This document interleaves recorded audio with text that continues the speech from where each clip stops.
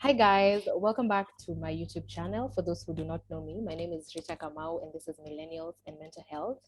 So a few weeks ago, we did a video on kingdom relationships with a few ladies, and today I am going to be having the same content but with different people, with men. I'm really excited to hear from you guys. Personally, I don't think I have had this conversation from a male perspective. One of my prayers for this year was for God to give me more male kingdom friendships. I hope that because that prayer is answered through some of you. So I'll let you guys introduce yourself just briefly before we begin. Yeah, Simon, Ronnie, James, anyone can go. Okay, cool. Well, I can start. My name is Ronnie Mutua, and I love the Lord, and I am working with Him to be transformed to be Christ-like. And I'm happy to be having this conversation. Thank you. Hi everyone, my name is Simon Kioko. Happy to be here to have this conversation. I do quite a number of things, but I think one I want to share is I'm part of different youth movements. I'm trying to connect young people to different opportunities, and it's one of my calling as a Christian. So it's exciting to actually be part of this conversation today. Thank you for being here. Hi, folks. My name is James Ndagwa. I'm also a Christian, belong to Jesus, and working, as Ronnie has said, walking daily with the Lord and trying to be as better and an image of Him as we can. And also do a number of things, but for work, I'm a software developer. Okay, that's nice. So for our first question, how has your relationship with God affected your view on relationships, both to self and others? Let me just start. For me, I would say my relationship with others has changed so much. I feel like in many ways, God is teaching me how to love people more and how to be accepting. Because in my past life, I'm only 3 years old in salvation. So in my past life, I don't think I was as accommodative to people. I wasn't as loving and compassionate as I should be.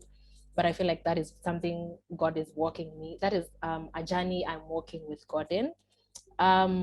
With the relationship I have with myself, God is teaching me how to really love myself.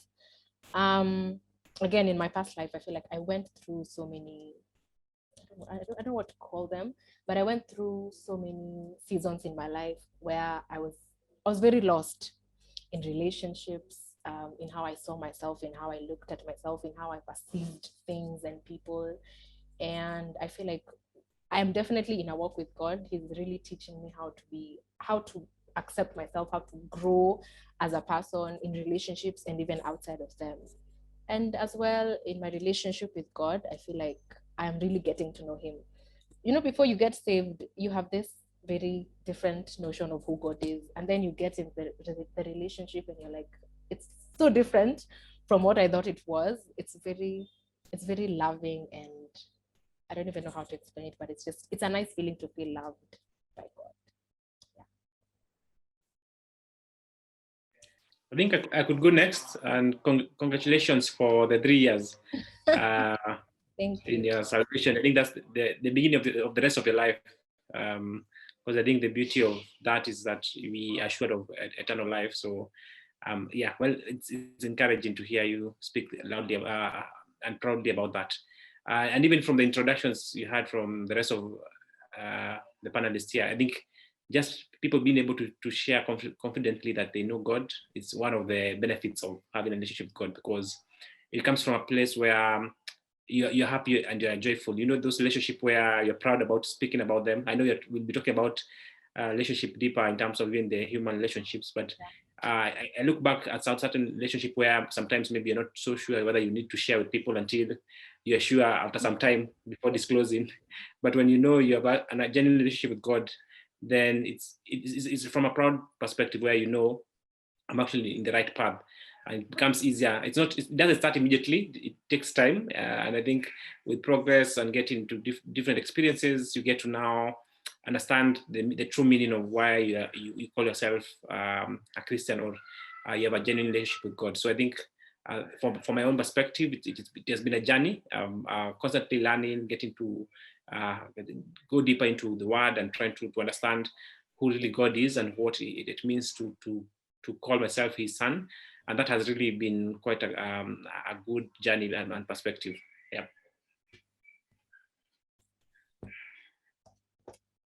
Ronnie? I was hoping James would go first because I was flipping through some scriptures. But Okay, James, you can go. Yeah, I can go. What I can say is that I was very fortunate in having being brought up in a Christian family, so you kind of know the Lord from an early age. But I would say that my walk with him has not had it. It definitely has had its ups and downs. And from that, one thing I've seen is unlimited grace and love and forgiveness. And I think that's one thing I would want to channel to others as well.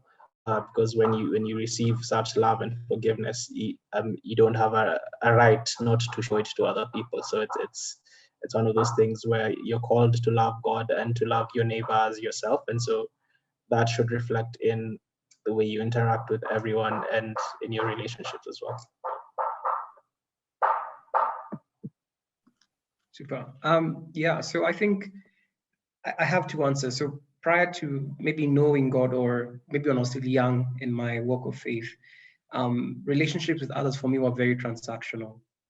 It was essentially, what can I get out of this relationship? So especially, I think I was still young and figuring out school, figuring out work. So for me, they were very, very transactional. Today, I think, so what I was trying to flip to was Matthew 23:23 and Micah 6:8. So I'll just read it really quickly. Micah 6:8, he has shown you, O mortal, what is good. And what does the Lord require of you? To act justly, to love mercy, and to walk humbly with your God. So I think for me, when I think about relationships today with others, it is number one, just it's a love relationship. It's also like a long-suffering relationship. It is also a relationship where if I see injustice on the part of others, I try to speak up where I can on their behalf if they don't have a voice at that moment.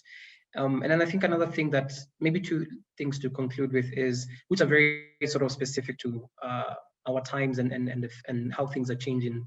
I think that the one is celebrating people and supporting them in their purpose or work of purpose and intentionality. I think there's a lot of comparison and competition. There's a lot of envy. Sort of our generation, I feel. And so one thing that's really helped me based on my relationship with God is, rather than, for example, when your friend progresses, you were like, I wish I was also getting that job, that promotion, that car, etc. For me, it's always been, how can I celebrate this person because they're really walking with the Lord towards, their calling. So that's really helped me a lot, and that's sort of my posture. And then the other one is just being long-suffering or patient. I think there's also a cancel culture that we have nowadays. Someone wrongs you, cancel. Someone offends you in a particular way, say something about you, cancel. No longer your friend. So I think just the other practical bit is just being very long-suffering. And I think Paul says, bear with each other in love, one another in love. Yeah, thank you. Yeah, that's beautiful. Definitely, our walk with God teaches us to be more compassionate. Like your first thought about someone isn't to immediately cancel them or do away with them. It's to love them because they need it more than you do. Yeah. The second question would be, apart from an equally yoked spouse, what particular quality are you or were you not willing to bargain on? I don't want to start. I want somebody else to start. So what quality were you not willing to bargain on? Okay, definitely the first one is equally yoked. That's number one. What else? What else were you really looking for or are looking for? Maybe I could start. Yeah, so again, let me just not give the answer prior to salvation, because that was very different. Yeah. But today, or rather, so I'm married. So as I was sort of journeying towards marriage, also, I just additional context on equally yoked. I think also Christians can be at different levels, you know. So when I started looking or dating towards marriage, it was, does this person have a fear of God? Because I think those are very different. Yeah. Definitely there. I someone who's also sort of on a work of purpose, you know. I felt as though this is important because, you know, our relationships are meant to glorify God, right? And if someone is still trying to figure it out, a bit confused or a bit late to the party, then that gets a bit more difficult. So I think those two things, just like a genuine fear of God, and then just like based on their calling or purpose, walking towards that, were important to me. Thank you.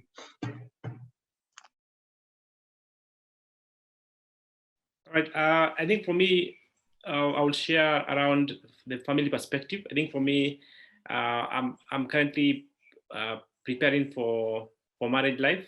Currently, in engagement, and we are hoping to or planning towards a marriage this year.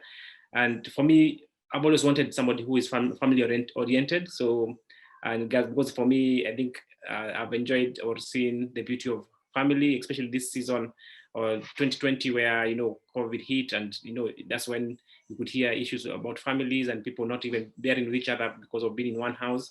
And for me, family has been a big part of my life.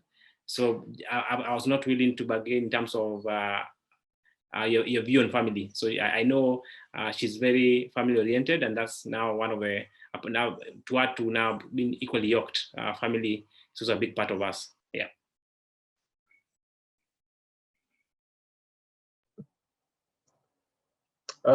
So I'd say, I guess for me, I'm not on the same lane as Simon and Ronnie. Still single, and but for me, one thing I really consider important is, I think we have to be aligned in terms of values, particularly with regards to things like hard work and, you know, just have an occupation. Just don't, you know, be someone who's just sits there, or just be is, you know, is in line with their purpose, has a sense of direction, and knows where they're going and where they want to end up, and also have a plan. So for it I've seen that if you're not aligned particularly on that particular area, you might end up with a lot of friction, because you're headed in different directions at some point, or you could be headed in the same direction, but like there's quite a distance that the other person would have to cover so that you're aligned. So that for me is something that I really consider to be important. For me as well, I think purpose, because with chasing purpose comes with a lot of commitment. And I feel like for somebody who isn't open about the idea of doing what God has called you to do, there's so many other things you can do. You can be a YouTuber, you can travel the world, you can do all these other things. But when God calls you to do something, sometimes it doesn't come with all the answers. There's so many questions you get to ask yourself, and you're not even in a position to answer them yourself. So I feel like for me, I want somebody who is in purpose as well and is willing to take that risk to chase purpose. No, like regardless of how confusing or how like regarding of what comes, I feel like I really want somebody who is ready to chase purpose. That's the one for me. What keeps or kept you grounded in your season of singleness? Like, how did you basically maximize your single life, or how are you maximizing it currently? James. Anyone? Simon? I guess I could go first, actually, since Okay. it's yeah.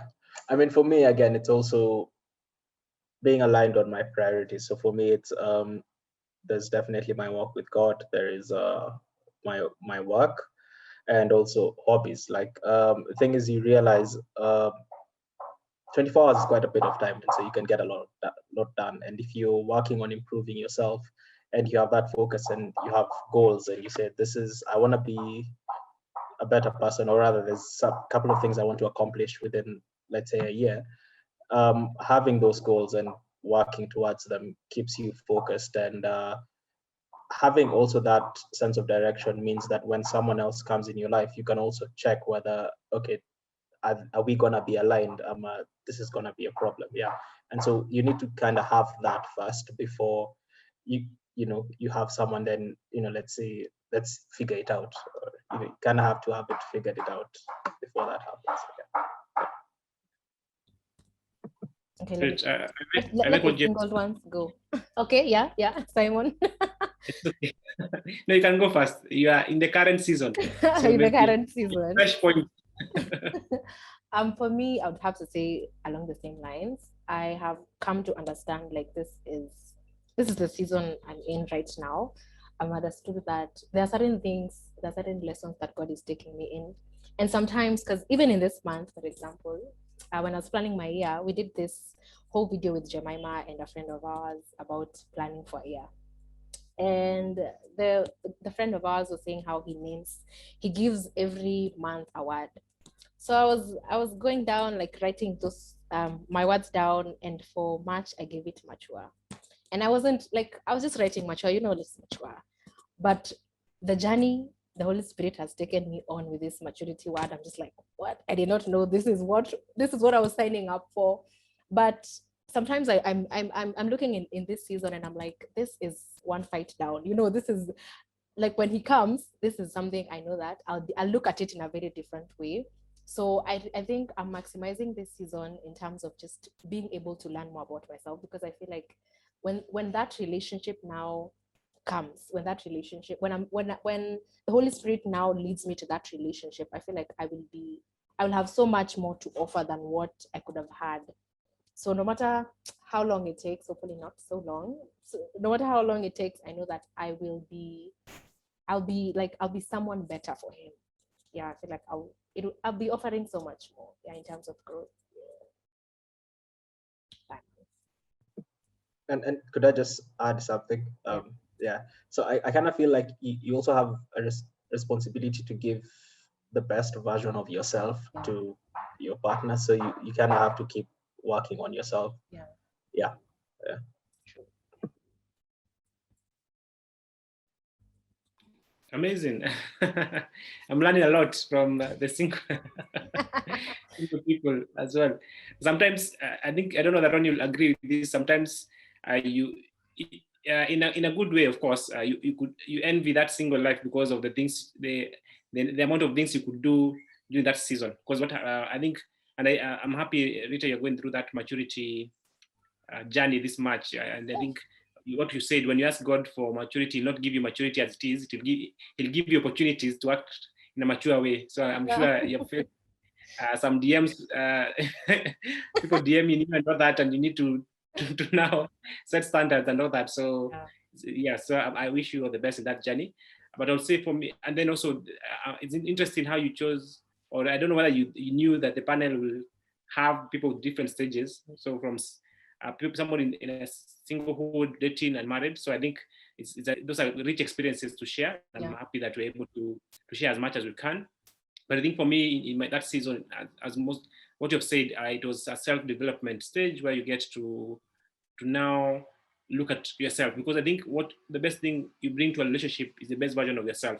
As much as we have a list, or sometimes there are qualities we're looking for in the other person, do you actually have those qualities? If you want to be patient, if you want a patient spouse, or if I want my wife to be patient, am I patient enough myself? So are you attracting? Are you the things you attract? You're trying to attract. And for me, that has been the journey, trying to be patient, to wait upon the Lord, to listen more, to you spend more time in your study. I think is it Paul who kept saying that it's better to remain single so that you're fully dedicated to God. So in that season, because for me, I and God confirmed He wants me to be in a relationship. I knew I needed to make sure that by the time I'm getting to one, I've really used the time I had when I was single. So I think it's mostly self-development. It's about trying to be the best version of you that you can. Getting to you get more time as well, because you get to either now do more activities could be meet more friends, go for live groups of Bible studies, or go for hangouts. So you also have more time, because now that I'm in a relationship, I can't just randomly say I'm going for a road trip or a weekend off somewhere. You have to consult, or you have to do it together. So you find that when you're single, you get more opportunities to do multiple things, which now in a relationship you can do it together with your partner. So it's that's the perspective I wanted to bring about.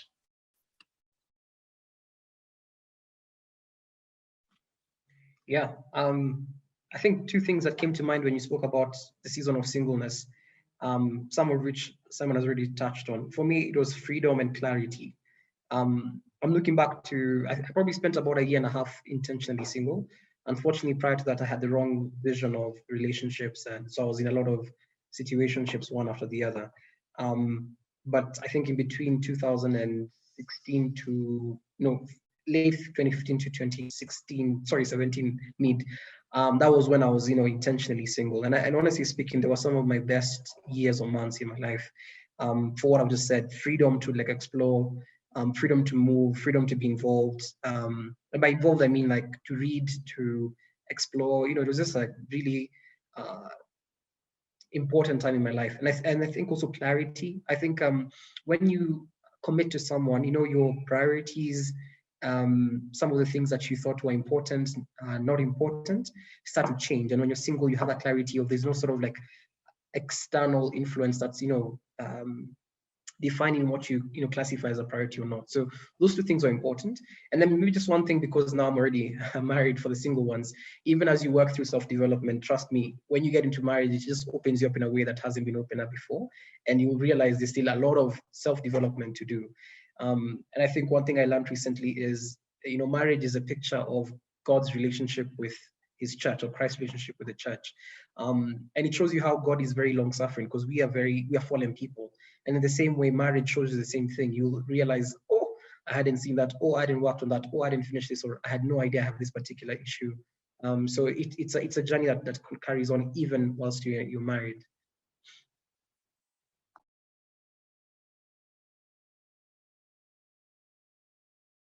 Rita, you're muted.